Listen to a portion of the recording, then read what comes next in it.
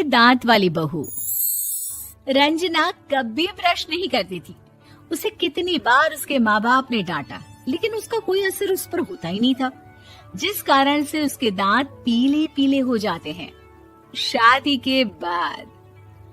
अरे बहू, वैसे तो तुझ में कोई कमी नहीं है, पर तेरे दांत इतने पीले कैसे हैं बेटा? कैसे मतलब? कोई सर्जरी थोड़ी ना कराई है। वो तो क्या नाम, मैं ब्रश नहीं करती थी तो पीले हो गए। अब क्या करूं? आप कहें तो लाल करवा लूं या फिर काले? यार ये क्या है, क्यों माँ से लड़ रही हो? लड़ रही हूँ? अरे मैं लड़ रही हूँ या ये बोल रही है कि दांत पीले हैं, पीले। अरे तपस्या थोड़ी ना की है इन्हें पीले करने के लिए। बकायदा ब्रश नहीं किया है 20 साल तक, तब जाकर। छी, कैसी बात कर रही हो? ये उस वक्त तो पीले नहीं थे जब हम लोग तुम्हें देखने आए थे। अरे तब साफ करवा लिया होगा डेंटिस्ट के पास जाकर। अब देखो कैसे पीले पीले लग रहे हैं। रंजना सास की तरफ गुस्से से देखती है। फिर शुरू हो गई पीले पीले पीले। अरे पीले तो तब भी थे जब मेरे हाथ का रसगुल्ला उड़ा उड़ा कर खा रही थी और बोल रही थी, लड़की नहीं गुणों का खजाना दे रहे भाई साहब आप। खैर, अब वो लोग करते भी तो क्या करते, पीले दांत वाली बहू पल्ले पड़ी थी तो झेलना तो था ही। एक दिन कीर्तन में रंजना गाना गा रही थी।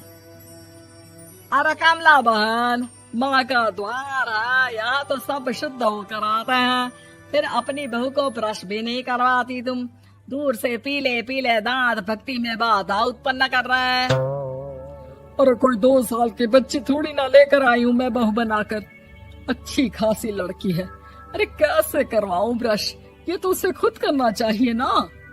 अब माँ बाप तो इसके जैसे तैसे निपटा दिए, ये नहीं सोचा कि सास कैसे संभालेगी। सास बहू को लेकर घर आ जाती है, लेकिन सोच लेती है कि अब इसे लेकर कहीं नहीं जाएगी। अगले रोज बहू कहती है, अरे क्या हो गया, मंदिर नहीं जाना क्या? कीर्तन का वक्त हो रहा है। मेरी मधुर वाणी से कान्हा जी जागते हैं और सोते हैं। आप तो जानती है ना उनकी भक्ति में कितना मन लगता है मेरा। वो क्या है ना, तबीयत ठीक नहीं लग रही है मेरी, आराम करूंगी मैं। तबीयत ठीक नहीं लग रही? अभी तो मिथुन के गाने पर नाच रही थी आप, और अब बोल रही है कि तबीयत ठीक नहीं लग रही। अरे भक्ति में मन लगा लो सासू माँ, ऊपर जाना है, क्या मुंह दिखाओगी आप? हाँ? सास को बहू की बात पर गुस्सा आ जाता है। मैं क्या मुंह दिखाऊंगी, इसकी चिंता तो ना कर, समझी?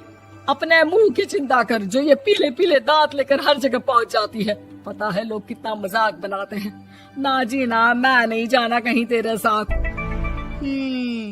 तो ये बात है। कोई ना, मत जाओ, मैं अपने कमरे में ही बैठकर भक्ति कर लूंगी। ऊपर वाला दांत थोड़ी ना देखता है, मन देखता है, भावना देखता है। और अरे बस बस, तू सब कुछ दिखा, बस ये सफेद चमकदार दांत ना दिखाना किसी को, है? जा यहाँ से। बहू को सास की बात का कोई फर्क नहीं पड़ता, वो तो जैसी थी वैसी ही रह जाती है। सुबह नहाकर किचन में खाना बनाना, फिर खाना खाना, कीर्तन भजन करना और सो जाना। एक दिन, माँ जी मैं सहेली के घर जा रही हूँ, शाम को लेट आऊंगी। हाँ हाँ तो जाना, मैंने कौन सा तेरी आरती करनी है घर पर बैठकर। रंजना सहेली के घर जाती है, जहाँ वो पार्टी में जाने की तैयारी कर रही होती है। अरे शिखा, कहाँ जाने की तैयारी कर रही है? मैं गलत वक्त पर आ गई क्या?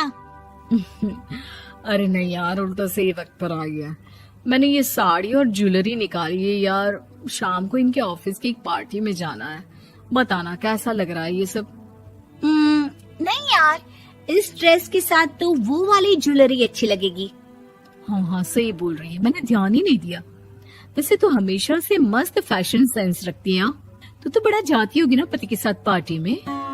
रंजना कुछ नहीं बोलती, बस सोचती है कि यार काश ये बात सही हो जाती। पर मैं क्यों नहीं जाती पार्टी में?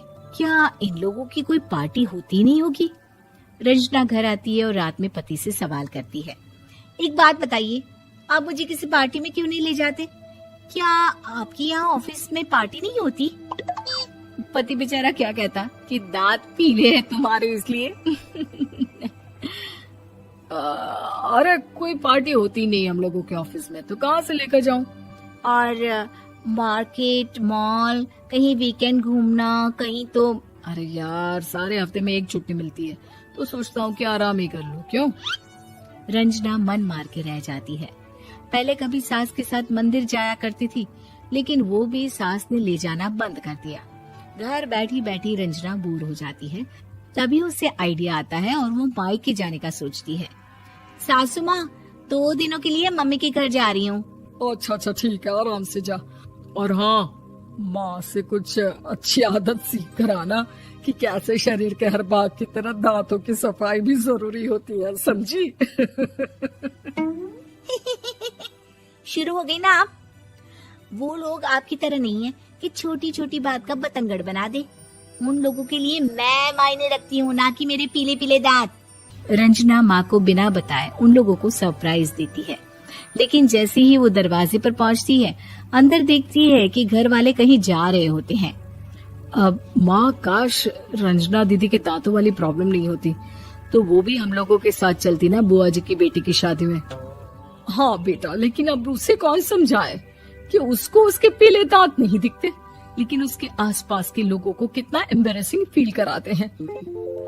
मुझे तो कितनी बार उसके स्कूल की टीचर ने शिकायत की कि उसके साथ कोई लड़की बैठना भी नहीं चाहती, और ना ही कॉलेज में कोई उससे बात करना चाहता था। लेकिन पता नहीं क्यों उसे ये बात समझ में ही नहीं आती। कोई कमी नहीं है उस लड़की में, बस यही कि दांत पीले हैं। वो तो भला हो जीजाजी और उनकी माँ का, जो दीदी को जैसी है वैसे ही रखा हुआ है। रंजना को अपने घर वालों की बात सुनकर बहुत दुख होता है। वो सोचती है कि वो क्या करे, लेकिन फिर वो सीधा डेंटिस्ट के पास जाती है, अपने दांत चमकाती है और कसम खाती है कि वो रोज ब्रश करेगी। अरे क्या हो गया? तुम तो 2 दिनों के लिए गई थी ना, पर कोई ना, अच्छा है, चलो आ गई तो। रंजना सास के सामने आकर खड़ी हो जाती है और पूरी स्माइल करती है, उसके चमकदार दांतों को दिखाती हुई। चले मंदिर।